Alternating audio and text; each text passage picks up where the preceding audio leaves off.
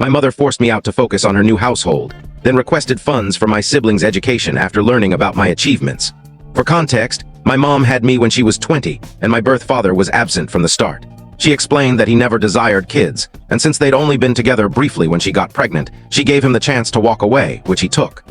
Due to the resentment from their split, she decided against seeking child support, and he avoided any contact too. It suited both of them to cut ties completely. She was lucky to receive constant backing from my grandparents, helping her complete her education and find a job. She saw a few guys during my early years, and when I was around 8, she started seeing Harry, someone from her workplace. They were together for more than 3 years before tying the knot. Harry and I weren't particularly bonded, but we managed to coexist peacefully in the home. 4 years into their marriage, when my mom got pregnant, the whole family was thrilled. That included me. Looking back, I might have anticipated the outcome, but I was too focused on believing my mother would always stand by me. I trusted she wouldn't abandon me after all the hardships she'd faced raising me alone. Clearly, after marrying Harry, she grew more distant from me, and our relationship faded, but I assumed it was temporary and would get better. Throughout her pregnancy, I tried to be supportive, yet she seemed more annoyed whenever I was around. To not bother her, I chose to stay out of sight, but apparently, that wasn't sufficient. 6 months after the twins arrived, she and Harry had a serious talk with me. They said they couldn't afford to have me in the house anymore with 2 babies to care for. Since I was only 16 and still a minor, they couldn't legally evict me without facing issues. By stressing the strain of supporting a large family on their limited earnings, they tried to convince me to go.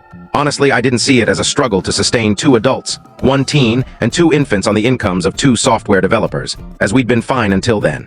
It was obvious they just wanted me out. I truly didn't want to depart, so even then, I suggested solutions to prevent it.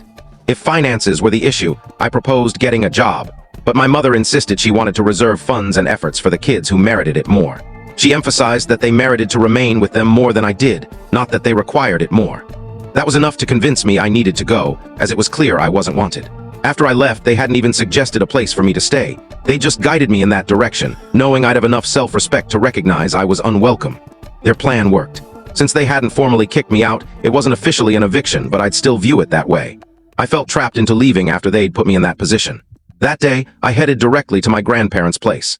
They were angry about my mother's actions, but didn't sever ties with her because they wanted to support the twins. At 16, I got a part-time job since I couldn't depend on my aging grandparents for money anymore.